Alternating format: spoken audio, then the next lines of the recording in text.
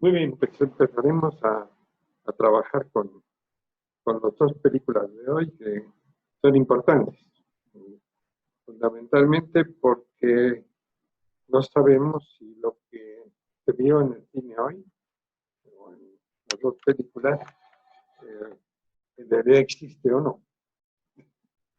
Es decir, eh, empezaremos por la película que se llama Las tres caras de Eva. Y yo creo que es importante porque además el caso existe. Es decir, el caso fue reportado en 1951, o sea, me tocó a mí cuando yo comenzaba mi, mi formación. Y como yo me fui a Estados Unidos en cuanto terminé la carrera de médico, el caso había llamado la atención y estaba vigente. Es decir, incluso uno de los personajes que aparecen en la película, se llama Clipley, existe. Es decir, incluso hay una aportación de él importante en cuanto a, creo que es el más distinguido de los que han descrito las sociopatías. El libro de Clipley en cuanto a personalidades psicopáticas, yo creo que es el clave de los que yo conozco. Entonces, estos dos psiquiatras estaban trabajando en una población pequeña de Georgia, que también es un lugar que conozco bien, y digo, me refiero a Georgia en general porque mi hija se casó, es médica, se casó con un epidemiólogo muy importante que viven ellos en Estados Unidos y viven precisamente en Atlanta, o sea, en Georgia. Bueno, el caso pertenece a dos psiquiatras fundamentales. Uno de ellos se llama Corbett Feitman, Thigpen, Corbett Thigpen, y el segundo es Clipley, que ya he mencionado. Y de repente fueron llamados a ver a una paciente, ambos. Ella entró al consultorio y, como vieron ustedes, era una chica inhibida, con muchas dificultades en cuanto a comunicación. Directamente vivía un matrimonio, podríamos decir, estacionario, bastante poco estimulante desde cualquier punto de vista. Tenía una niña chica y lo que ocurría es que este tipo de vida monótona la decepcionaba. Entonces, ella sufría el proceso que llamamos disociación y que consiste en que la parte oculta o el inconsciente de repente florece, aparece a formar parte del yo y surge, bueno, lo que vimos, ¿no? Es decir, bueno, es interesante porque eh, simplemente le dan medicamentos. Tippen decide optar por medicamentos ansiolíticos y la regresa a su casa. Y está estable por un corto tiempo.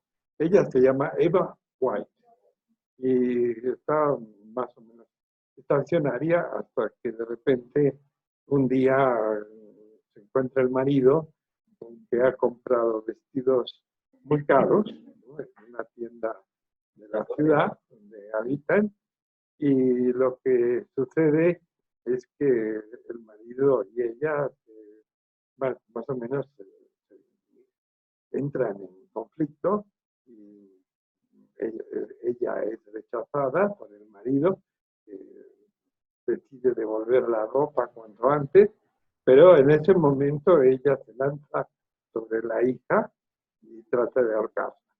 Toma el cordón de una cortina y intenta prácticamente asfixiarla y matarla. Solamente la intervención de Wayne, el marido, impide que el acto se lleve a cabo. Lo anterior da lugar a que Thigpen, que es el psiquiatra que está llevando el caso, la interne, la meta en un sanatorio, Y efectivamente permanece ahí unas semanas más o menos tranquila, hasta que de repente vuelve a aparecer el inconsciente y se vuelve una especie de prostituta en la búsqueda de uno de los residentes y que trata de llevárselo a la cama, lo cual da lugar a que el residente se asuste, llame inmediatamente a Thigpen y entren en una situación un tanto extraña porque empieza a propagarse que ella sufre del proceso que se llama disociación, ¿no? Y yo creo que son síntomas, no es una enfermedad propiamente dicha.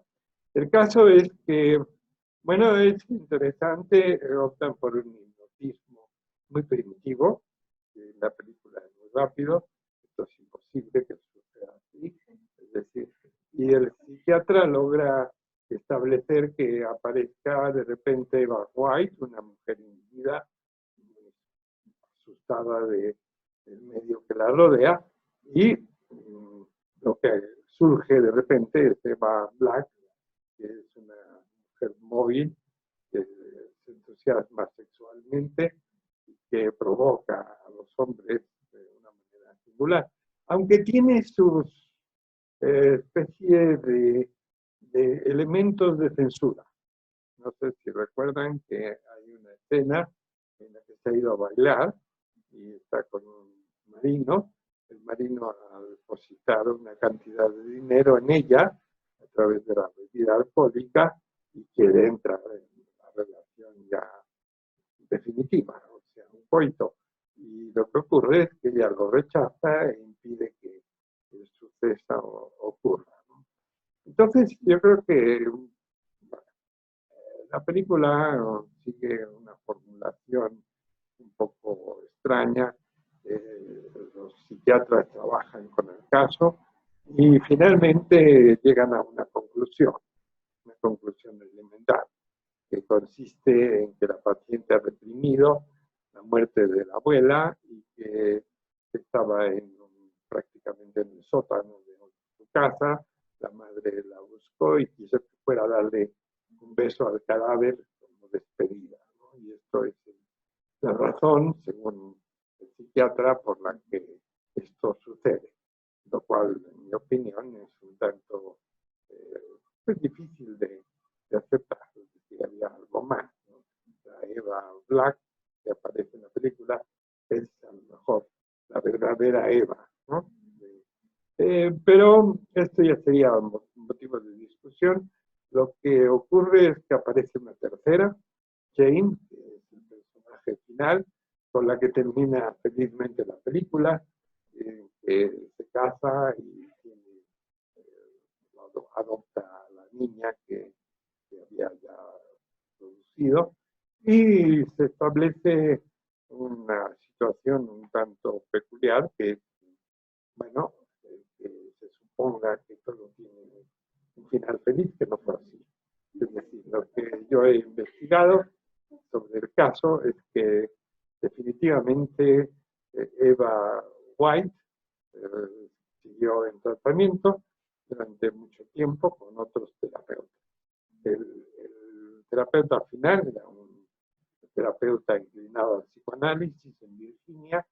Tengo entendido que sí, ya elaboró el caso con más profundidad, vio que la Eva Black era la verdadera Eva y que en el fondo pues llegó a la conclusión de resolver el caso más o menos bien, tuvo un siguiente matrimonio, varios matrimonios. Y no sé, no he seguido la ruta del final de Eva, pero tengo entendido que vivía hasta el año 2005, más o menos. Entonces, esto es por lo que toca a este caso que nos interesa, bueno, de alguna manera, porque nos va a llevar a discutir muchos temas, ¿no? La segunda película también tiene importancia, es decir, el título en inglés es Shadow of Doubt, o sea, la duda, la sombra de una duda, y es una película basada en una novela, Wilder, escritor norteamericano.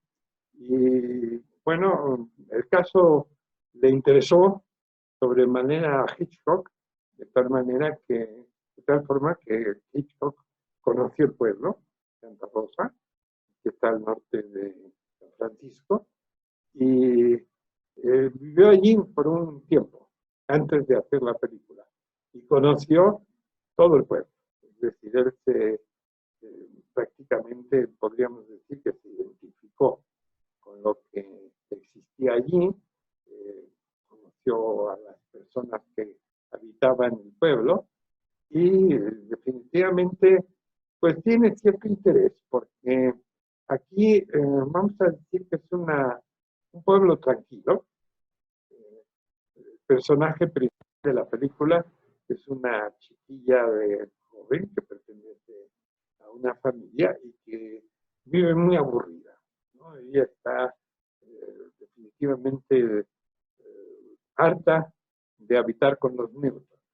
Los Newton es una familia clase media, alta.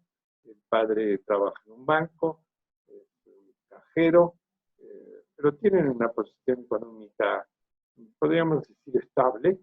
Son dos hijas, ¿no?, fundamentales, ella y Ana, que es la pequeña. Y bueno, lo que sucede es que súbitamente hay un ideal que está fuera del conglomerado, que se llama el tío Charlie. Incluso a ella se le llama Charlie, en honor del tío. El tío es el hermano menor de la madre.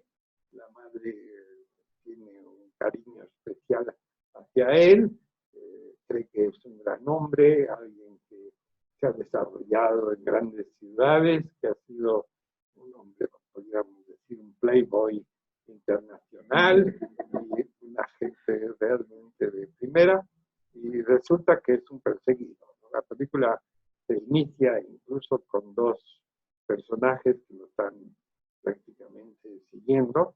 Él escapa de ellos, tiene el dinero por el suelo, en la casa, la mujer que limpia o la dueña del hogar le recoge el dinero, le dice que eso no se puede hacer así, pero él es muy peculiar, escapa de los perseguidores y se va a Santa Rosa. Y entonces aquí viene, pudiéramos decir, se desarrolla un episodio complicadísimo. Él es una gente que está todo el tiempo perseguida por la idea de que ha matado a 3 mujeres viudas y se ha incautado toda la fortuna de las mismas. Y bueno, pues cuando llega a Santa Rosa hay una alegría especial por parte de los habitantes en general, no solo de la familia Newton, sino todo el pueblo. Incluso él es extravagante, llega al banco y dice que va a dar $40,000 de depósito para iniciar su cuenta allí, lo cual quiere decir que tiene una fortuna considerable. Y bueno, lo que empieza a cambiar el desarrollo de la película son los regalos. Es decir, él viene lleno de regalos para la familia, le trae un reloj al personaje, vamos a decir, a su cuñado, le ha regalado una piel a la esposa, o sea, a su hermana, a la niña le trae también un buen regalo, y de repente, bueno, a la chica más importante, la implicada, le regala un anillo costoso. Y la niña examina el anillo y ve que hay iniciales. Y entonces esto la pone un poco alerta sobre la situación de por qué le habrá traído el tío Charlie un regalo tan especial. Pero esto ya nos indica que hay gato escondido en el personaje que estamos trabajando con él. Lo que importa aquí, y que realmente los sucesos a continuación, pues son el intento de él por escapar, ¿no?, y salvarse de la policía que lo está asediando, ¿no? Entonces, bueno, hay varios procedimientos que él utiliza, incluso intenta matar a la chica, Teresa White, ¿no? y no lo logra, efectivamente. Entonces, ¿qué habrá sido la razón por la cual Warner les hizo a ustedes ver dos películas de esta naturaleza? ¿Cuál puede haber sido el motivo?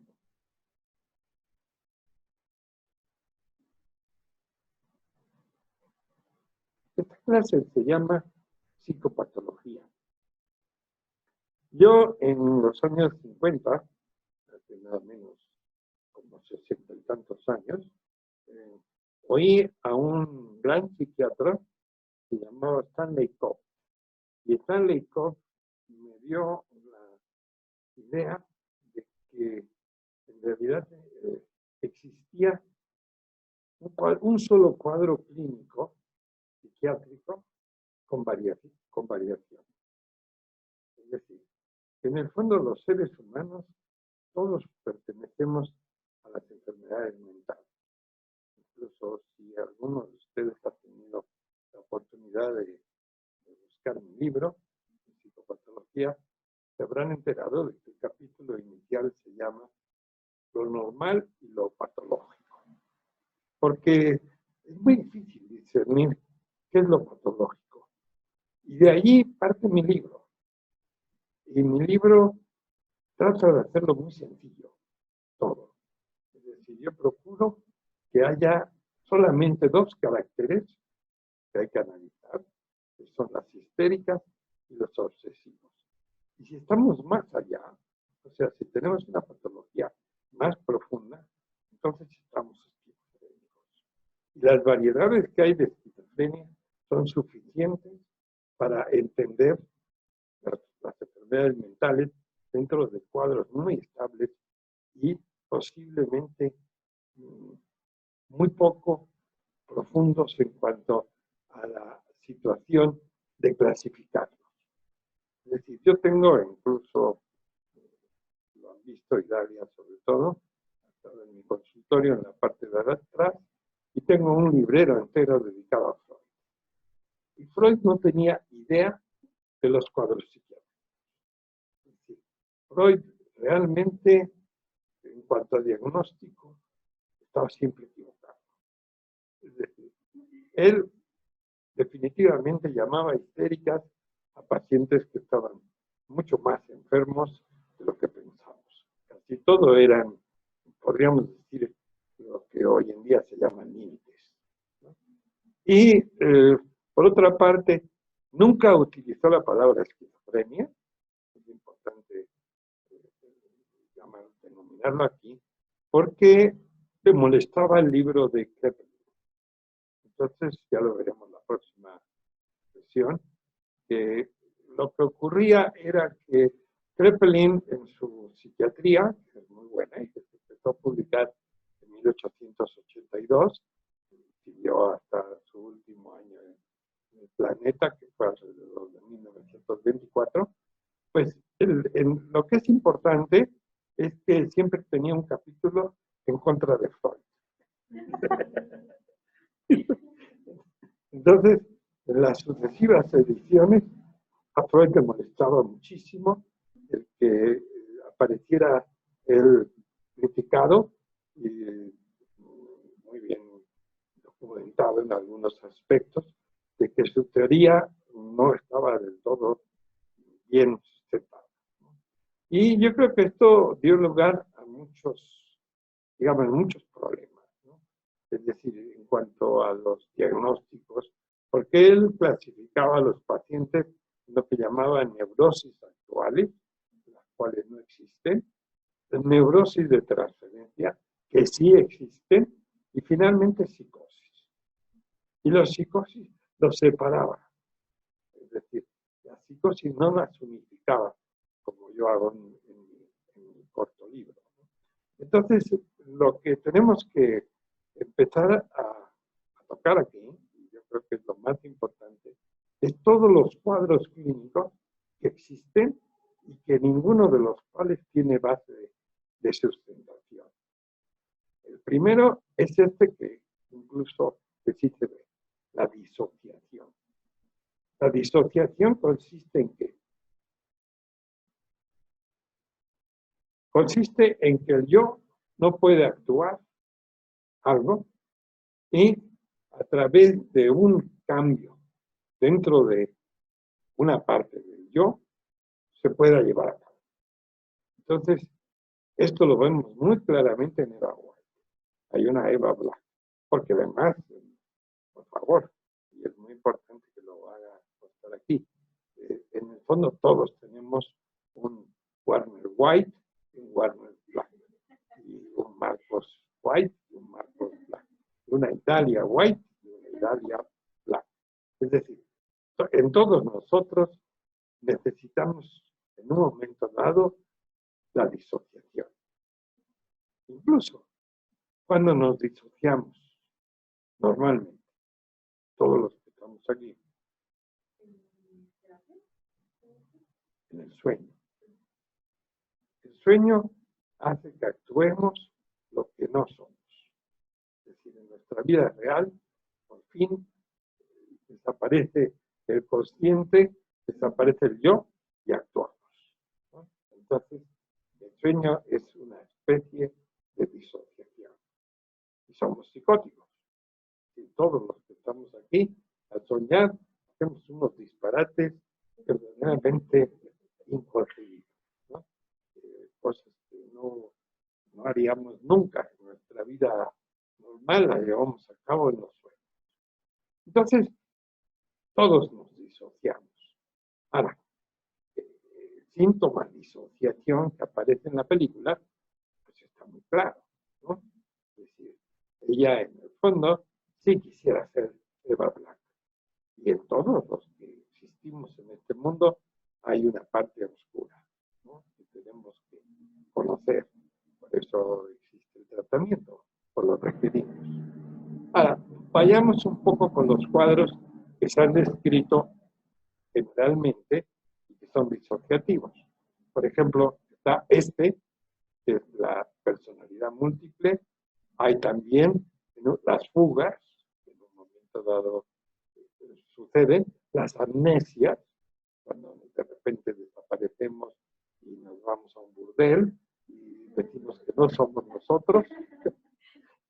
Si nos encuentran y prácticamente nos confinan a que esto ha ocurrido como un fenómeno, y decimos que no nos acordamos de nada, que por eso estamos allí, o algo por el estilo, ¿no? También el sonambulismo, ¿no? En un momento dado nos levantamos de la cama e incluso hay gente que camina, a lo mejor toma un cuchillo y se va en contra de algún personaje que está como enemigo prácticamente descrito. Entonces la disociación existe, no hay duda, pero es un síntoma y es muy rara.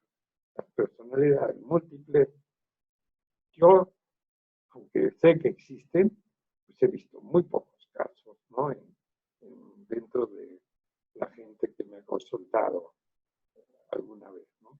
Pero hay que tenerlo en cuenta, porque de repente aparecen y entonces son consignadas como casos raros. Ahora, no solo hay eso, sino que hay una serie de alteraciones un poco extrañas, y nombraré aquí las más importantes. Existe lo que un médico norteamericano que se llamaba George Bird, EARD, describió en 1871, que llamó neurastenia. Y el médico norteamericano se refería a la gente que habita en la costa este de los Estados Unidos, ciudades mayores como Nueva York, Filadelfia, Baltimore, etcétera, que siempre están fatigados y cansados y que prácticamente se sienten sin la posibilidad de tomar iniciativas y prácticamente permanecen somnolientos, poco activos. Es curioso porque esto en el fondo es una tontería. Dentro de llamar a los pacientes como neurasténicos es totalmente absurdo. Por un tiempo estuvo incluso en el manual de diagnóstico, pero desapareció del mismo desde hace aproximadamente 50 años. Pero, contra lo que ustedes pueden suponer, resulta que Freud en 1890, escribió un trabajo para diferenciar la neurastenia de la neurosis obsesiva. Y yo lo he leído, y el trabajo es absurdo, ¿sí? Porque la neurastenia en sí misma no tiene sentido. Incluso él la explicaba hasta en términos absurdos, Freud. Es decir, significaba que la neurastenia sucedía por el exceso de masturbación, según Freud. Y yo creo que el exceso de masturbación no existe. Es decir, bueno, si se masturba uno, pues es por placer. Y generalmente pues, lo lleva uno a cabo en los momentos en que lo requiere. Pero que lo haga uno más veces que lo que más o menos se llamaría normal, pues es muy discutible. Porque en términos generales, pues llega un momento que está uno cansado de haberse masturbado y eso termina por no ser significativo. Y menos dar lugar a un cuadro mental, en absoluto. Es decir, entonces descartemos la neurastenia, porque es prácticamente una alteración que, en mi opinión, no tiene ya significado ninguno. Luego existe otro cuadro, se llama hipocondria. La hipocondria, no sé si saben qué es. De que se siente que tiene, bueno, más bien que sí, que tiene varias enfermedades. Exacto. Daria, muy bien. Pero fíjate que, ¿de dónde viene la palabra? Del abdomen. El abdomen, según la medicina, que yo soy médico, se divide en porciones. Entonces, las partes superiores del vientre se llaman hipocondrios. Hay un hipocondrio derecho, que estoy tocando en este momento, y uno izquierdo, de este lado. La parte media es el epigastrio, que es arriba del estómago. Esto es mesogastrio. Aquí hay dos flancos. Y más abajo están las regiones pélvicas y el hipogastrio.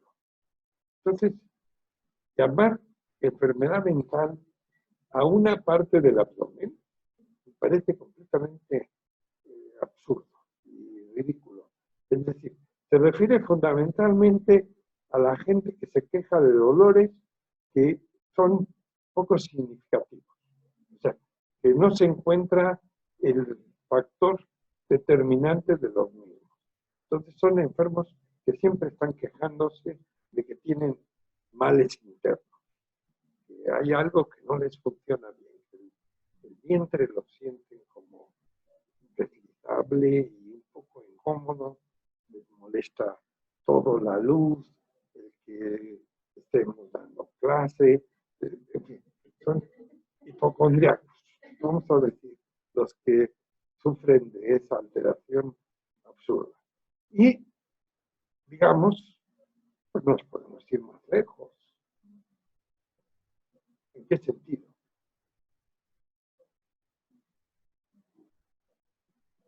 Bueno, podríamos irnos al extremo de decir que hay gente que dice que lo están persiguiendo. Yo tengo muchos enemigos, ¿no? Y hay gente que anda detrás de mí, y a lo mejor la sonrisa de Marcos está indicándome que se está burlando y yo puedo tener enemigos por ahí, ¿no? Es decir, y hay gente que a lo mejor está grabando esta clase y pueden luego después documentar algún elemento en mi contra, ¿no? Por lo que yo estoy aquí más o menos diciendo, ¿no? Esto sería una forma que llamaríamos paranoia, es decir, para y fuera y no yo lugar. Entonces, podría yo estar paranoico, pero también podría estar acusando a mi cuerpo, que es mi enemigo. Entonces, a lo mejor la hipocondria también tendría que ver con una especie de persecución, pero que el perseguidor, en lugar de estar afuera, está dentro de mí. El cuerpo me está traicionando, está contra mí. Entonces, es un síntoma, pero es un síntoma a lo mejor de algo más grave de lo que quisieran aquellos que bautizaron el término de hipocondria, simplemente. Es un síntoma más severo. Entonces vamos a pensar en esa dirección, como algo posible. Ahora, no sé, puedo irme más lejos. Y vayámonos a lo que es la vida. La vida es una situación un tanto difícil y uno no pasa la historia a menos de que haga algo especial o distinto. Entonces, ¿qué ocurre con los que trabajamos en este campo? ¿Te gusta que tenga algo que debemos como mirar? Queremos sobresalir. Ya se paró.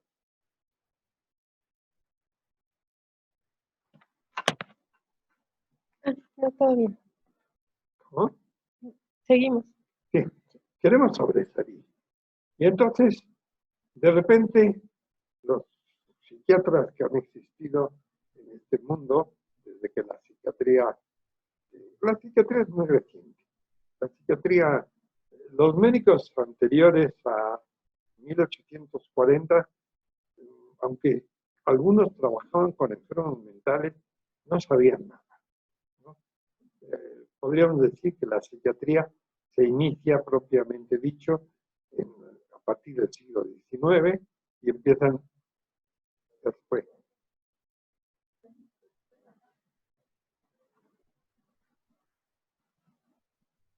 Ahí sí.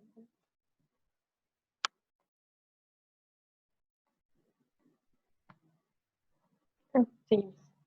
Sí, en el siglo XIX empiezan a aparecer los primeros alienistas, o las primeras gentes que trabajaron con las enfermedades mentales.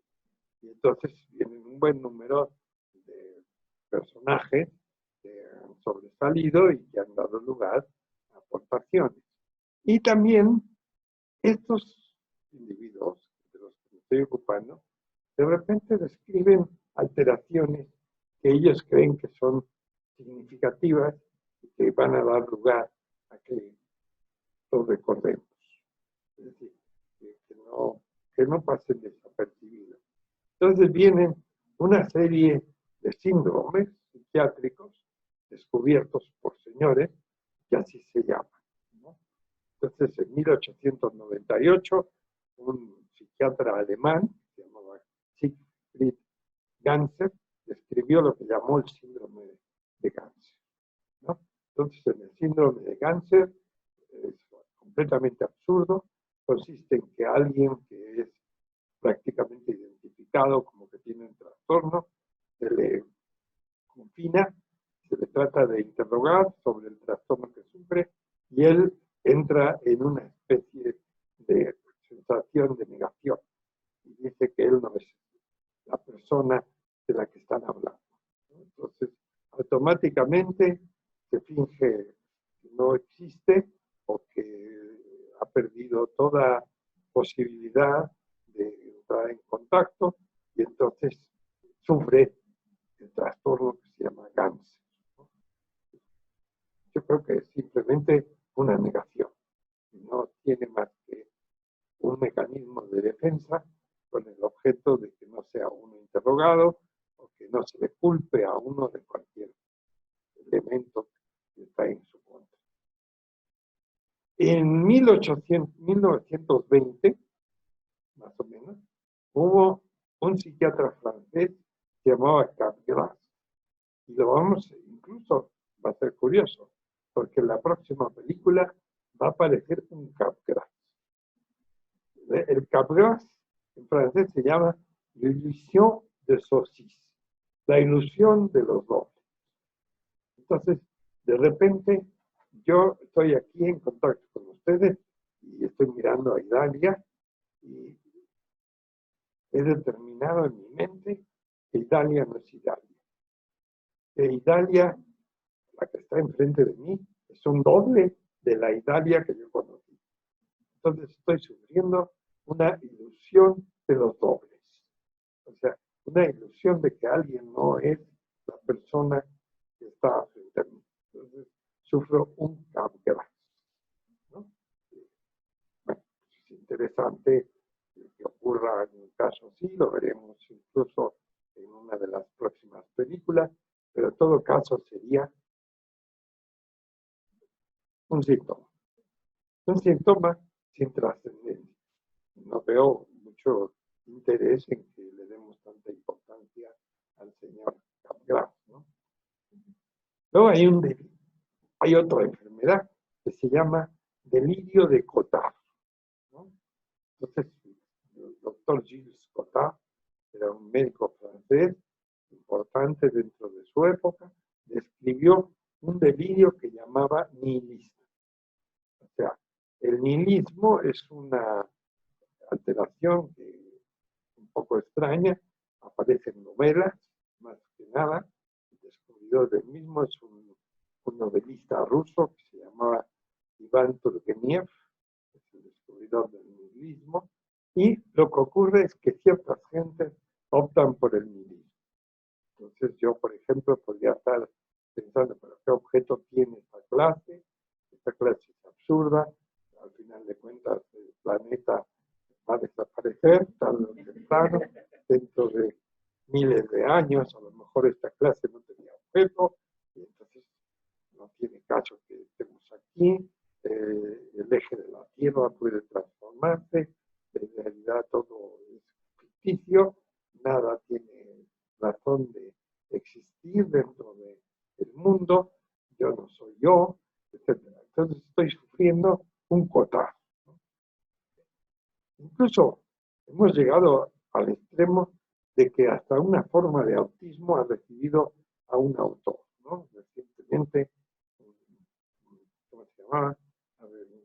Avenger o algo así, ha descubierto una forma de autismo, Hans se llama así más o menos. No estoy muy seguro, porque lo he reprimido, obviamente, por la poca importancia que tiene, pero él describió una forma de autismo que aparece en los libros de repente y que se apropió de ideas sobre el autismo que partían de 1911, las había ya descrito Bloiler, y muy bien, por cierto.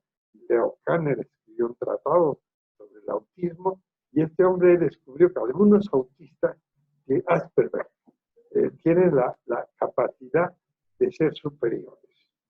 Es decir, entonces se hizo una película sobre el tema, Rain Man. Es una película bastante buena desde el punto de vista psiquiátrico, una actuación soberbia de Dustin Hoffman sobre un autista sabio, ¿no? Que tiene habilidades nunca vistas. Creo que recordarán que va a Las Vegas y gana todas las participaciones en las que interviene, porque es un autista genial, ¿no? Es decir, sabe qué carta va a salir en qué momento, ¿no? Pero esto es particular, incluso yo recuerdo la película que es muy divertida, porque él es el heredero de un millonario, tengo entendido, y el millonario le ha dejado toda la fortuna a él y al hermano no le ha dejado más que un coche. Entonces él va en el coche con el personaje y, bueno, como se detienen en pueblos, pues se desespera está todo el tiempo parlanchín y hablando sin cesar, es decir, el verborreico, y entonces le da el directorio de teléfonos y se lo aprende en una noche.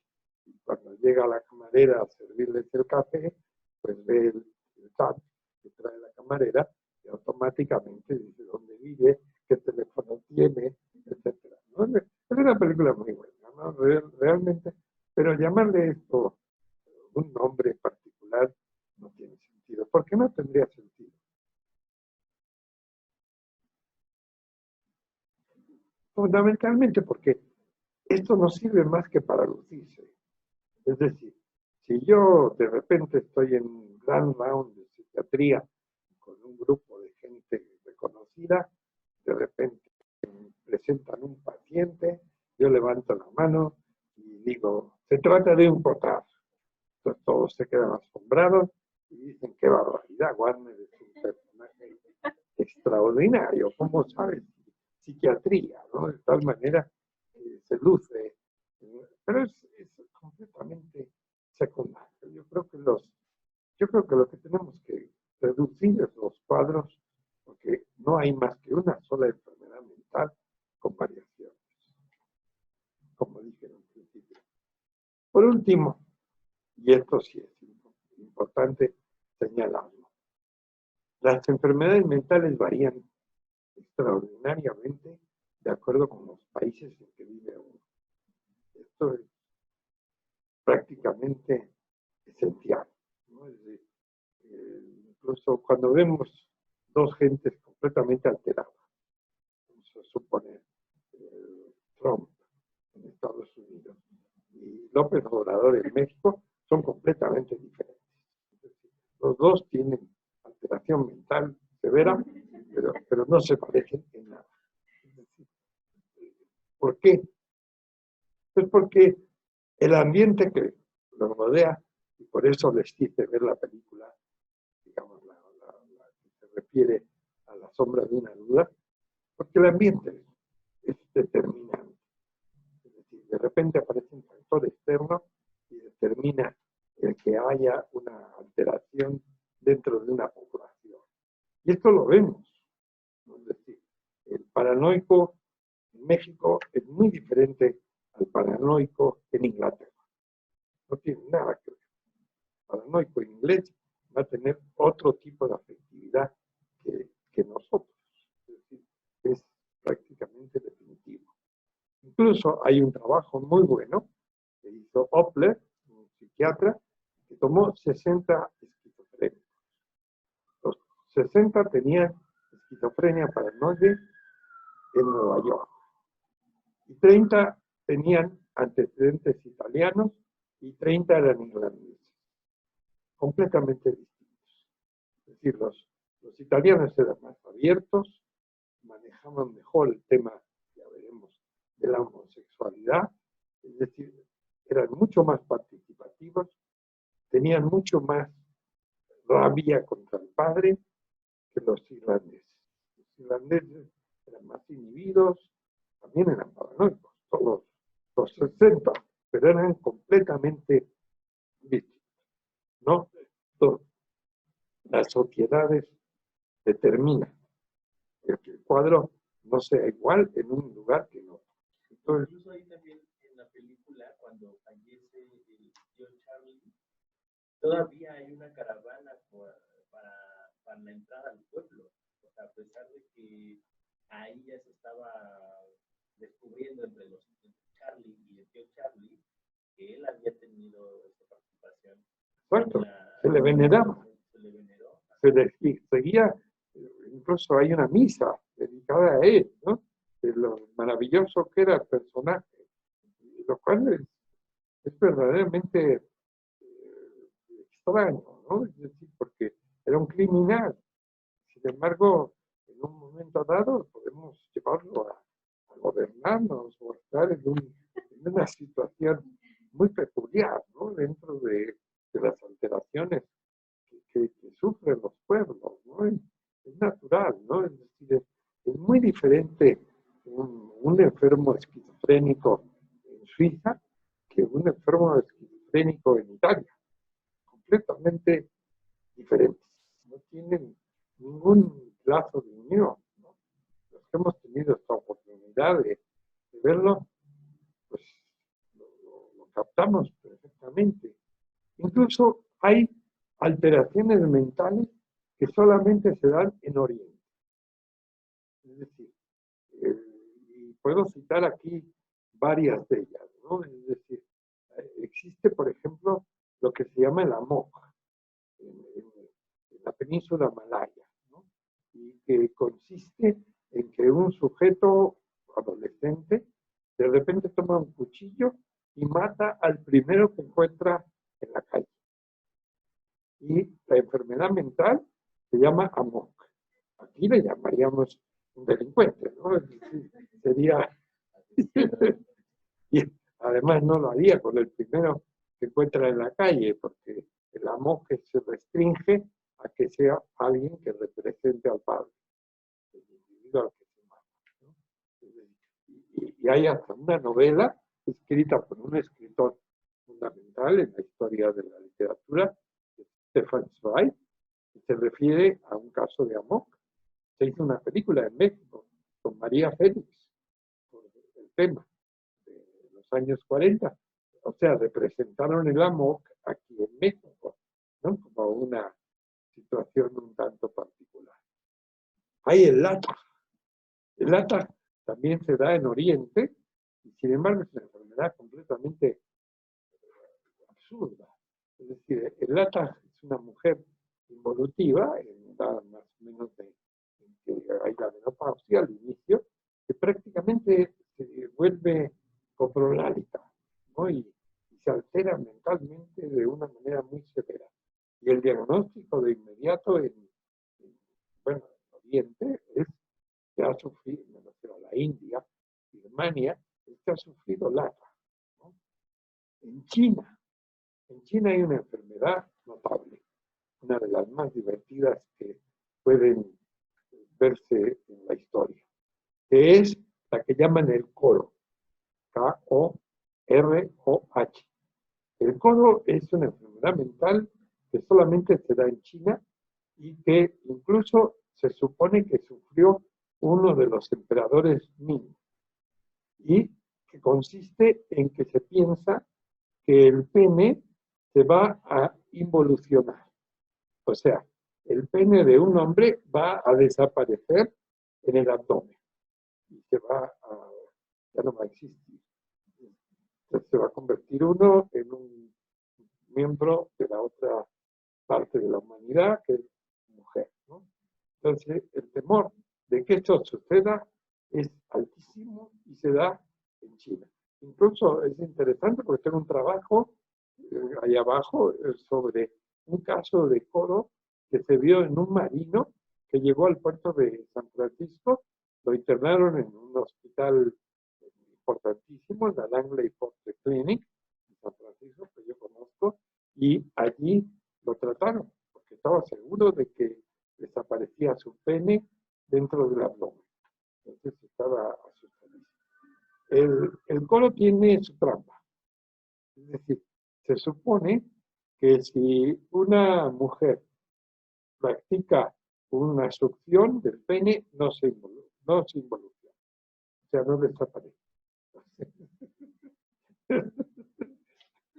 O sea, que tiene una trampa un poco particular, porque es el deseo oculto de los chinos de que eso suceda. Entonces, pero se da. Es una alteración muy severa, lógicamente yo lo llamaría simplemente un síntoma psicótico, pero que se da, ¿no? Y hay que estudiarlo, ¿no? Bueno, son alteraciones muy raras, pero que ahí están, ¿no? Y por ejemplo, pues el tótem y tabú, o sea, es muy interesante porque a mí nunca me ha dado resultado, pero se supone que del Caribe, si tiene uno un enemigo y toma uno un muñeco que lo represente al enemigo y le clava uno un alfiler, el enemigo muere inmediatamente. Y yo lo he intentado varias veces con muy pobres resultados. Ninguna de las ocasiones en que he llevado a cabo la operación me ha sido exitoso. Entonces, ¿qué quiero decir con esto que estoy hablando aquí? Pues un poco que lo olvidemos.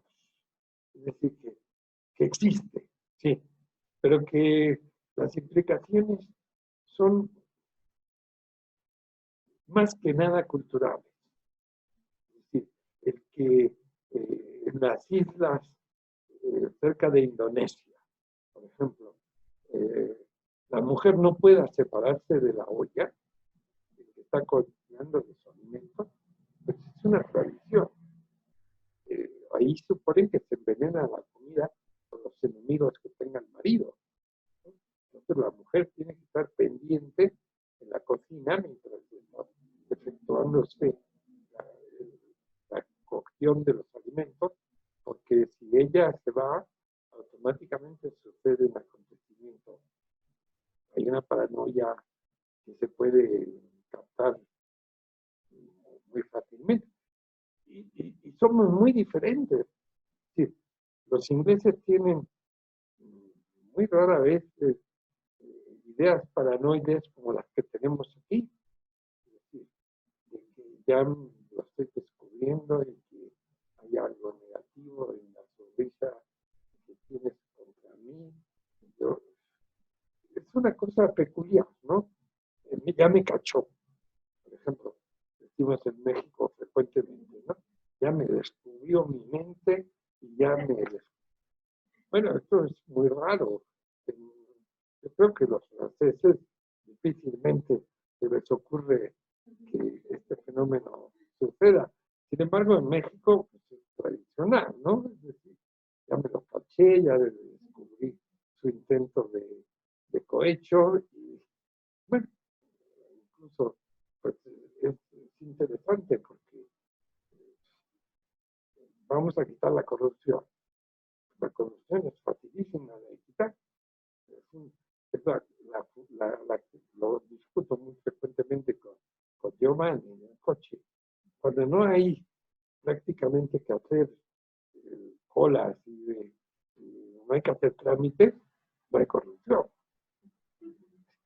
Los países donde no hay trámites no tienen casi corrupción, muy baja, porque no hay necesidad de nada, ¿no? Y ninguno de los elementos que pertenecen al Estado, no hay corrupción, desaparece, como por arte de magia. Es decir, la corrupción está instalada, la instalamos desde, no sé, desde Montezuma probablemente, entonces tenemos que seguirla, ¿no? Entonces es interesante, ¿no? Es decir, lo único que quiero que saquen de este seminario es una sola idea, que las enfermedades mentales son variables y que todas ellas deben de ser distinguidas dentro de dos cuadros, neurosis y psicosis. Dentro de la neurosis están los caracteres, dentro de la psicosis solo hay una enfermedad mental con varias posibilidades de desarrollo. Y eso es todo. Muy bien. ¿Qué preguntas tengo? Comentarios.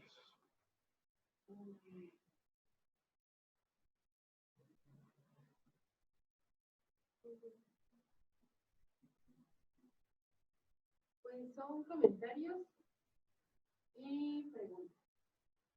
Empiezo con la de las tres caras de Eva. Edurne menciona, es una película muy interesante al mostrar de manera bastante compleja cómo presenta el trastorno múltiple de personalidad de Eva. Me deja pensando en los mecanismos de defensa o cómo puede ser la disociación o la represión, que logran sostener toda una estructura yoica y en este caso posibilitan que coexistan personalidades múltiples. También me hace pensar en la psiquiatría y sus alcances y la manera en la que el psicoanálisis contribuye a la integración de una persona fragmentada. Bueno, muy buen comentario de Edurne. Es decir, ella dice que hay dos defensas, lo que llama la represión y la disociación, es la que ella capta perfectamente. Y yo creo que está acertada, es decir, en cuanto a las defensas que aparecen, son defensas. La disociación es una defensa y lo que ella dice finalmente del comentario es que pueden integrar. En eso consiste el trabajo de un terapeuta. Es decir, un terapeuta, su base de descubrimiento es integrar todo, es decir, todo lo que está en un paciente. Por eso analizamos sueños, por eso analizamos todo lo que se refiere a los actos fallidos que se cometen y por eso estamos prácticamente atentos a escuchar a la persona que está junto a nosotros, ¿no? Entonces yo creo que Edurne está perfectamente acertada en su comentario. Eso es lo que la base, la integración, lo que ella llama integración. Menciona Karen. De las tres caras de Eva, de esta película me surgen algunas preguntas. ¿A qué se debe que surjan múltiples personalidades? ¿Se relaciona con un yo fragmentado? ¿Hay alguna forma clínica de integrar las personalidades desde el contexto de la película? Y si la hay, ¿cómo sería? Bueno, lo que ella dice, yo creo que sí, es absoluto. Es decir, el yo está fragmentado. Es decir, no hay ninguna duda de que, vaya, Karen, ella también tiene una Karen Black y una Karen White, ¿no? Y lo que tiene que ocurrir, lógicamente, es descubrirlo, ¿no? Es decir, los pacientes deben entrar en transferencia y por lo tanto estar en la posibilidad de que todo lo que han ocultado a lo largo de sus días en la Tierra antes de venir al consultorio se integre en el consultorio. Entonces, yo creo que ese es el trabajo que realiza cualquier terapeuta. Y yo creo que Karen está en lo cierto, ¿no? Es decir, sí, quedan dudas porque es difícil descubrir qué es lo que está dentro de cualquier individuo, ¿no?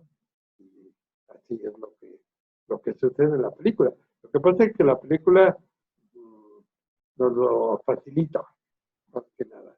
Y por eso está muy bien, digamos, lo que hacemos, porque tiene un síntoma muy serio, ¿no? La disociación, de tal manera que incluso ya les conté que la paciente siguió en tratamiento por mucho tiempo. Y no solo trabajó con Thigpen y Ickley, sino que después tuvo un análisis ya más profundo en Virginia, un análisis que duró varios años. En esta película, justo este proceso de integración se llevó a cabo desde la hipnosis. No, la hipnosis es un artificio. Y la hipnosis, Freud era malo como hipnotizador. Y por eso inteligentemente decidió que prescindía de la hipnosis. Y yo creo que él empezó a trabajar ya más en serio. Es decir, él decidió que... bueno, yo odio la psiquiatría actual. Es lo peor que puede ocurrir en este mundo. Es decir, que se usen elementos para detener la angustia. La angustia tiene que estar ahí. Todos tenemos que analizarla y ver de dónde procede. Ese es el trabajo que tenemos que realizar. Entonces, la hipnosis es pésima. Es decir, yo creo que lo intenté alguna vez trabajar con hipnosis y es muy pobre el resultado que da porque no se integra. Es mejor que el análisis dure más años que un proceso en el que se utiliza un artificio, ¿no? Como la hipnosis, que no da un resultado perecedero. Pregunta Mauricio.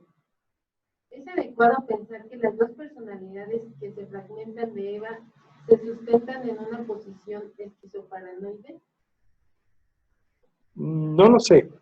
A mí no me pareció. Porque aunque desafía, no tiene ella un perseguidor. Incluso, si te pones a pensar un poco, ella aceptó casarse con este hombre, es curioso, y es un hombre muy poco profundo, y está más o menos dentro de esta etapa de sometimiento. Cuando aparece Eva Black es una maravilla, ¿no? Porque es la que está profundamente dentro de ella, ¿no? Y yo creo que, bueno, la pregunta de Mauricio es que está... ¿Y es adecuado pensar que esas dos personalidades que se fragmentan de Eva se sustenten en una posición esquizoparanoide? Sí, no, yo no lo vería como paranoide lo más mínimo. Es decir, es más, me voy más lejos todavía. Ni siquiera la creo psicótica. Ya lo veremos la próxima vez. Es decir, definitivamente, cuando trabajemos con psicosis, que es lo que nos sigue, realmente veremos qué es una psicosis y por qué no es una psicosis. Esta mujer incluso, tengo entendido que era bastante participativa, es decir, después de que estuvo con Thigpen le fue muy bien. Es decir, creo que trabajó por un tiempo en trabajo social y se integró bastante bien, de tal manera que incluso cuando ya vivía en Virginia, en Richmond, ya pudo pagar y trabajar con un buen psicoanalista de primera. Y entonces ya, por lo visto, lo que podemos decir es que tenía áreas libres de conflicto.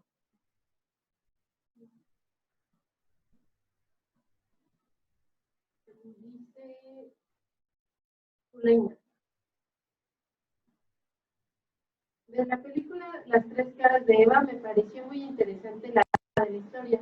A decir verdad, en algún momento me imaginé que sería alguna trama sobre gemelas o trillizas, y cuando la vi fue algo que no esperaba.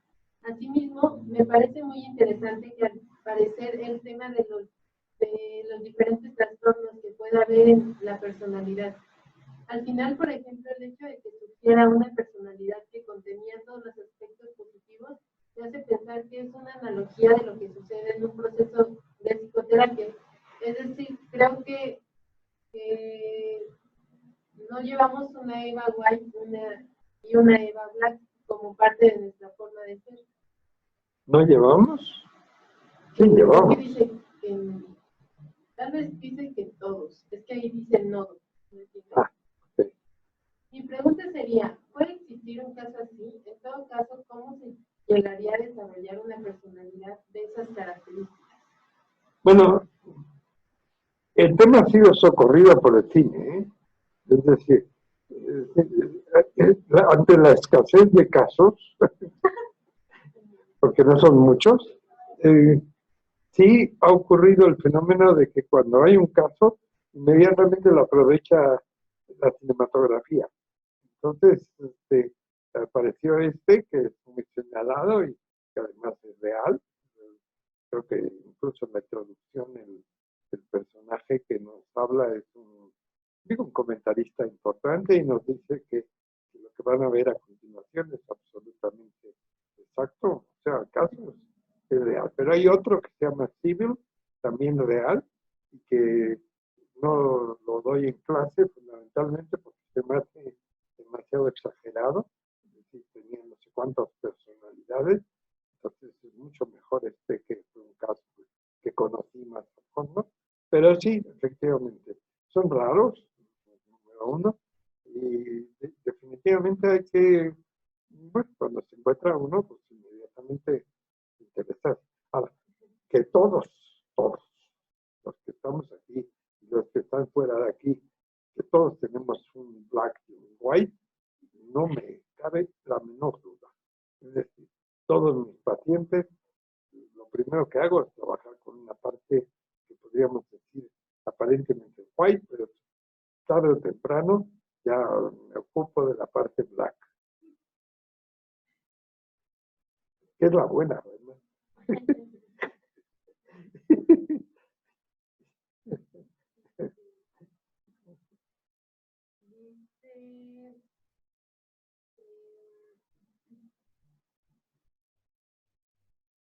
Ricardo, doctor Warner, ¿alguna vez tuvo un caso como el de Eva? De ser así, ¿cómo se dio cuenta y podría compartirnos algo de su experiencia?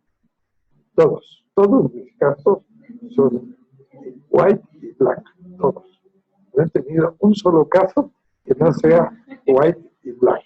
Es decir, que no se producía el fenómeno así en el consultorio, no hay duda. Pero en todos mis pacientes no he conocido ninguno que no tenga una parte black. Y la analizo con todo cuidado y es la que más me gusta, además. Porque con la pura white me aburro mucho.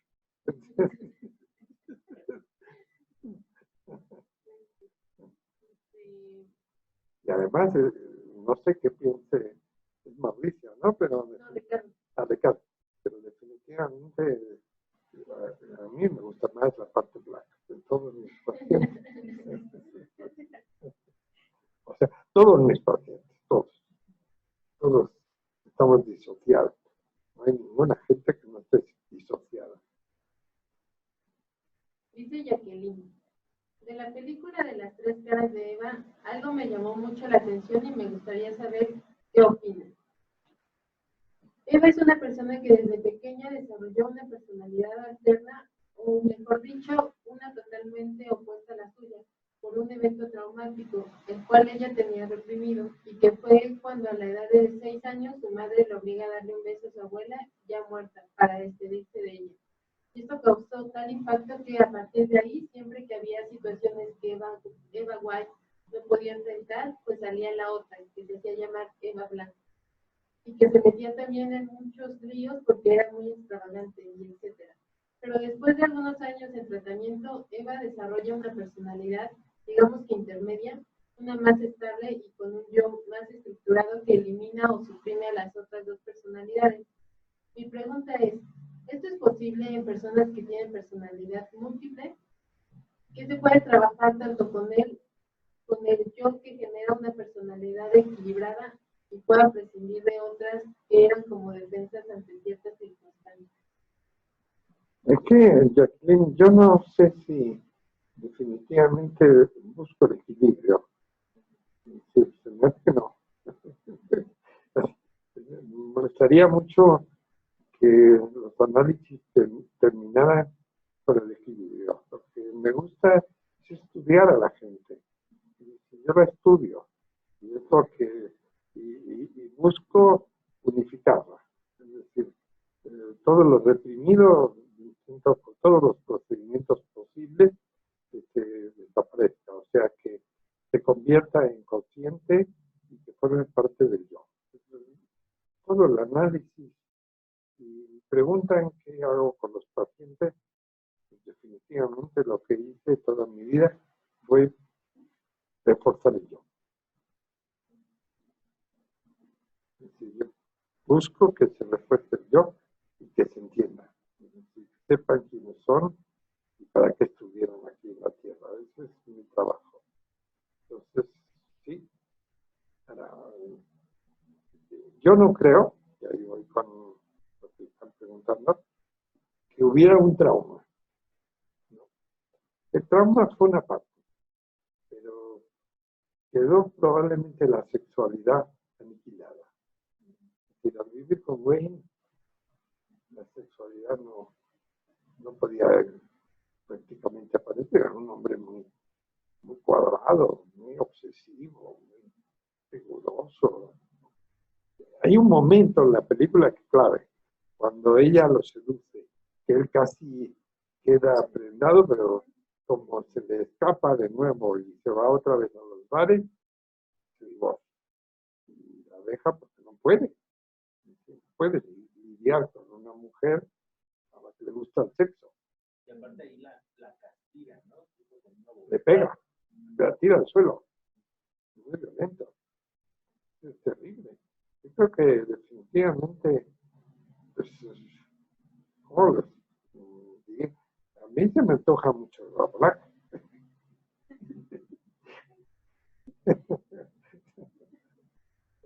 Es la que más me gustaba.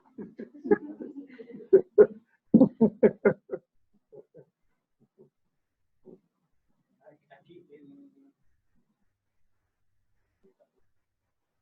¿Sí?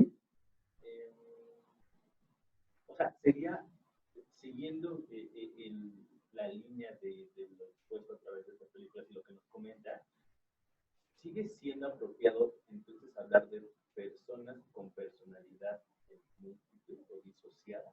Todos los seres humanos.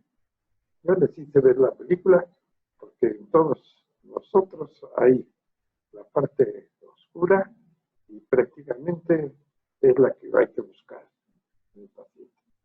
Es decir, esta paciente, yo creo que tenía que haber, el terapeuta, no sé qué hizo el psicoanalista, no tengo indicios de cuál fue el desarrollo final, pero yo creo que, según ella, el último que trabajó en Virginia fue el que la ayudó, porque elaboró y probablemente trabajó con una Eva Black, ¿no? Más que con una Eva White. película no es mala, buenísima.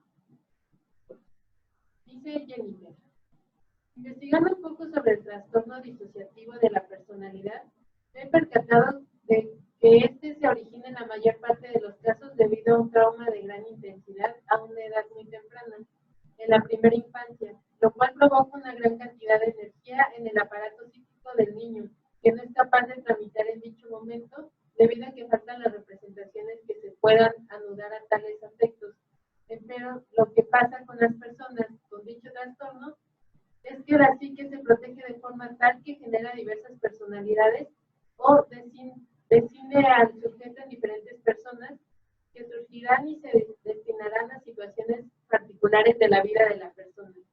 Por ejemplo, se sabe de personas que tienen una personalidad que suele enfrentar las situaciones de abuso y violencia, mientras que en los momentos agradables de su vida surge otra personalidad, que no tiene conocimiento de los abusos anteriormente vividos. De esta manera, la mente se procura cierta funcionalidad de la realidad. Me parece un trastorno fascinante respecto a que nos puede mostrar mucho sobre la composición y función del aparato psíquico, así como de sus procesos, en estados considerados normales entre comillas, como en estados patológicos. Respecto a la película, está basada en un caso real. Emma White tiene dicho trastorno, del cual empieza a dar cuenta de él a través de desvanecimientos y pérdida de memoria que sufre constantemente. Es entonces cuando la personalidad de Eva Black sale a la luz, la cual parecía ser el alter ego de Eva White. Una tercera personalidad que se abre paso es la de Jane. Una persona muy inteligente que está interesada en comprender su condición y tratar de resolverla. En la película se aborda muy poco de la historia infantil de Eva White, por lo que resulta complicado el poder establecer de dónde deviene dicho trastorno, pero sin duda resulta una película bastante ilustrativa y fascinante. Buenísimo comentario de Jenny. Sí, pero no tengo mucho que agregar, está perfecto lo que ella dice. Creo que ya lo hemos comentado aquí. Voy con la película de Sobre la sombra de una duda. Menciona a Arturo que Charlie, la sobrina, sintiera que tenía una conexión especial con Charlie, el tío, antes de enterarse de los asesinatos. ¿Tiene relación con su incapacidad de delatarlo o solo era por no mortificar a la madre? No mortificar a la madre. Sí, estoy de acuerdo.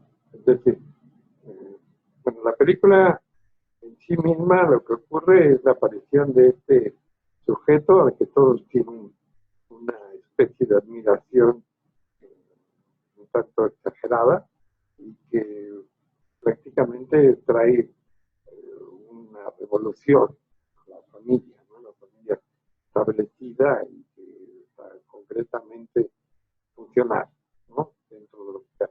La aparición de Charlie, desde luego, es un estímulo tremendo, ¿no? Es decir, y ella está identificada con Charlie, al final.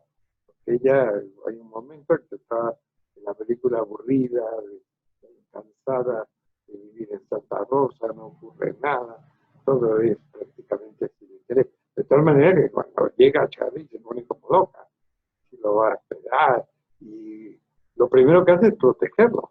No sé si se dieron cuenta, pero cuando él baja del vagón del tren, viene con dificultades al caminar, y ella pregunta que si Charlie está bien o no. Tiene una admiración y una ilusión por Charlie verdaderamente extraordinaria. Tiene un deseo de que cambie la sociedad.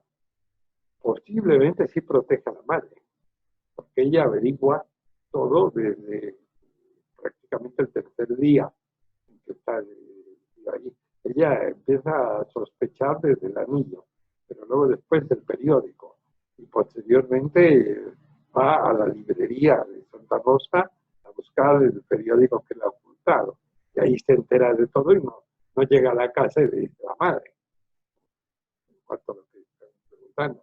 Es decir, no, ella simplemente quiere que se vaya, ¿no?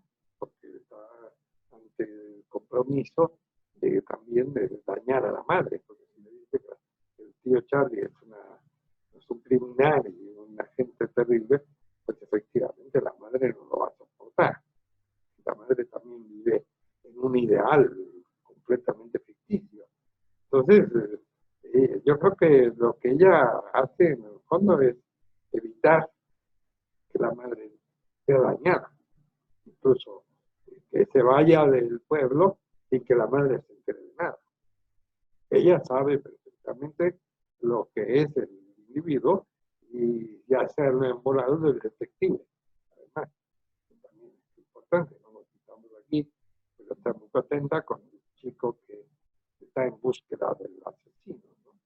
Entonces, yo creo que sí, es bastante cierto lo que dicen, comenta de que no quiere dañar a la madre, la protege a la madre.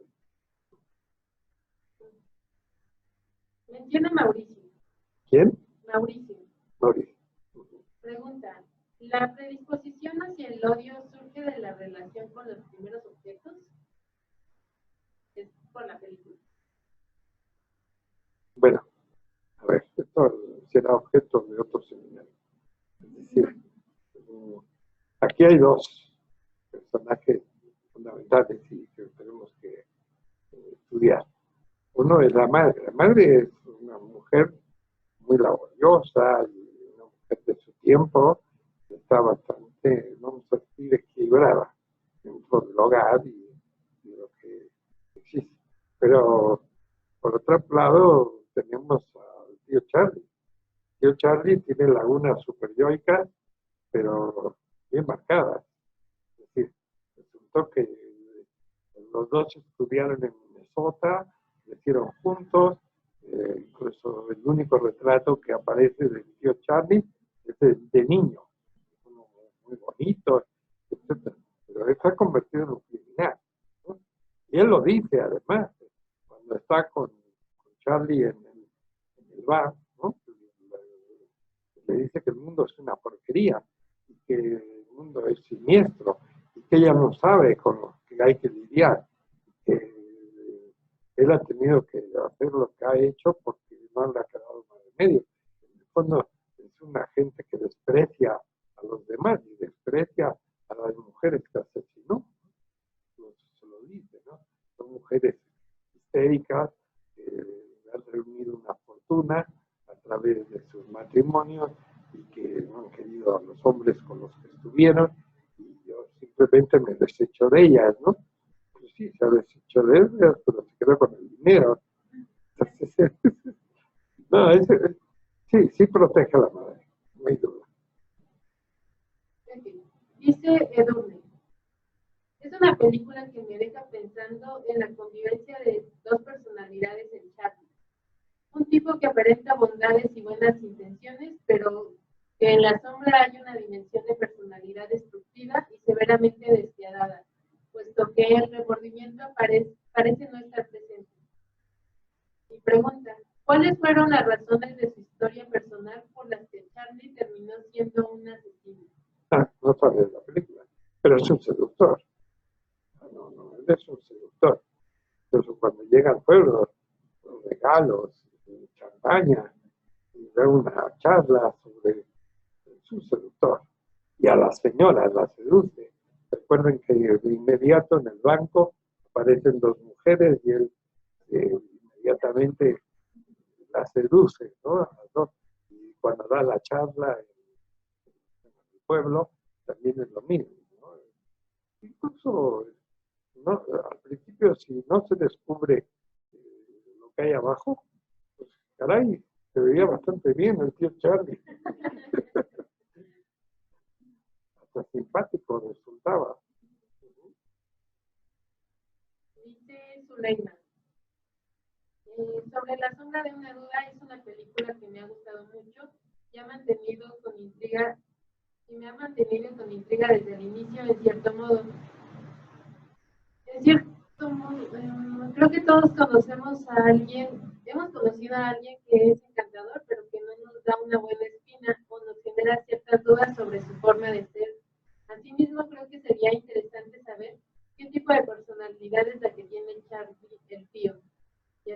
creo que sería interesante pensar qué es lo que pasa que una persona pueda matar y utilizar a las personas de esta manera. ¿Estos pacientes pueden desarrollar una transferencia? No, desde luego que no. Los psicópatas son muy difíciles de analizar. Es decir, prácticamente es imposible. Si no, ahora digo, que es un tipo encantador, sí, no hay duda. Es decir, estoy completamente de acuerdo. Incluso el aspecto se ve hasta muy bien, ¿no? El tío Charlie se viste bien, es una gente agradable en todos los sentidos, es decir, tiene buenas costumbres, se ve muy cercano, ¿no? Ahora, digo, es un seductor y ha llevado a cabo una serie de asesinatos sociales, ¿no? Ahora, no sé, el superior andaba muy mal en Charlie, ¿no? Eso no tenía superior alguno.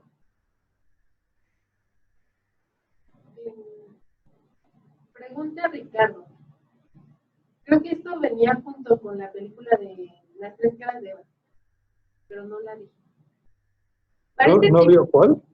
Parece que estas preguntas que hace es de la película de Las Tres Caras de Eva.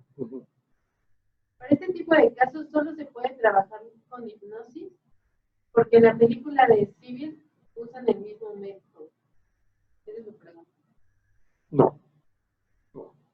La hipnosis, ya lo dije anteriormente, no me gusta. Es un artificio. Yo odio todo lo que sea medicamentos, hipnosis, cualquier trabajo en total, no, de ninguna manera.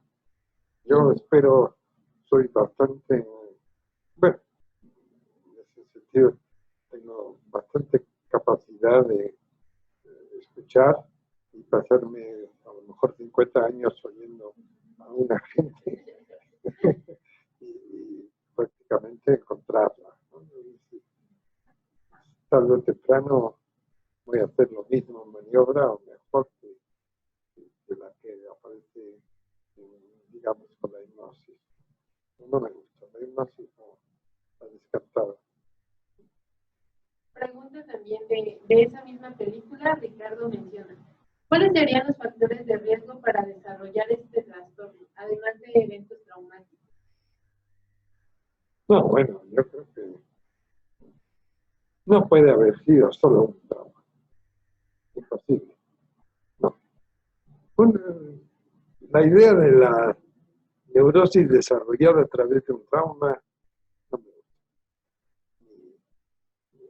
Ni siquiera un trauma es una cosa, es muy largo. El trabajo para volverse psicótico toma muchísimo tiempo. Depende fundamentalmente de los padres. La relación de objeto que se establece con ellos, ¿no? Y no es un trauma. Nunca es un trauma. Yo creo que el trauma puede haber afectado, tiene mucha importancia, pero es seguro que Eva Black fue desarrollada por la sexualidad reprimida, y no por un beso a la abuela en la caja mortuaria. Menciona Jacqueline, de la película de La sombra de una duda. Esta es la historia de Charlie, un hombre con una estructura psicópata que mata viudas y que ante la familia de su hermana mayor, que vive lejos, aparenta tener una vida muy envidiable y perfecta, tener mucha suerte o mucha inteligencia para los negocios, pero además aparenta también tener afecto por sus familiares, principalmente por su sobrina a la que le pusieron Charlie en honor a él. Pero resulta que cuando es cuestión de salvarse y de salir bien librado de todo, no le importa matar también a su sobrina e intentar hacerlo. Al final, pues no lo logra y es él quien muere. Mi pregunta es, doctor, en su experiencia, ¿usted podría decir que una persona psicópata puede pasar tan desapercibido entre nosotros o hay algún tipo de indicios que nos podrían prevenir de su potencial peligro para los demás? No. En primer lugar, vivimos en un país en que el psicópata es predominante. Incluso, no sé, pasaría una película sobre psicópata y obviamente es un psicópata en México, ¿no? y además, pues creo que vivimos entre psicópatas, no hay ninguna discusión en cuanto a que eso se forme simplemente. Yo creo que hay poco super yo en México. Nunca lo digo. Es decir, yo creo que, no sé, tendré que irme a lo mejor a los aztecas, pero no sé si pudiera llegar a tanta distancia, ¿no? Es decir, a lo mejor era difícil incluso, porque eran politeístas, tenían demasiados dioses, y casi todos ellos eran permisivos, ¿no?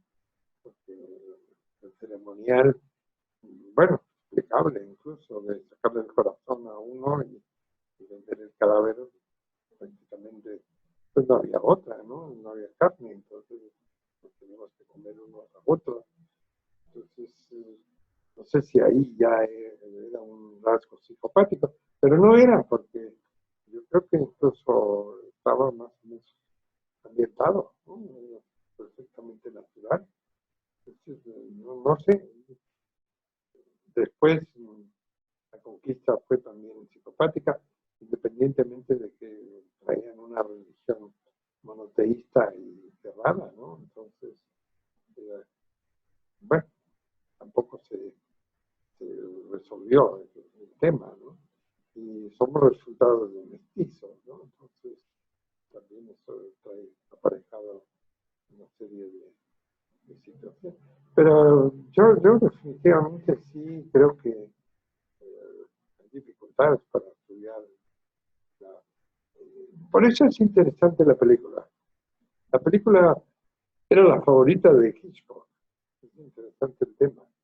Y cuando le preguntaron a Hitchcock cuál era su mejor película, él decía que esta. Yo tengo en mis 28 películas 3 o 4 de Hitchcock, 3 o 4 de Villeneuve. Pero esta es una de las mejor hechas por Hitchcock porque además tiene una característica que llama la atención. Un pueblo estable, donde la vida está más o menos regionalizada y donde se vive, hay incluso una buena biblioteca, ¿no? Ella va a la biblioteca a ver los periódicos, ¿no? El pueblo vive tranquilo, no hay grandes problemas en apariencia, hasta que llega el tío Charlie, ¿no? El tío Charlie prácticamente cambia toda la situación que se vivía, ¿no? Y es interesante porque estaba yo pensando en un país como Estados Unidos, ¿no? Y yo lo insisto mucho en el tema. Yo viví ahí 3 años y medio en Estados Unidos y yo nunca conocí a un Trump. Nunca.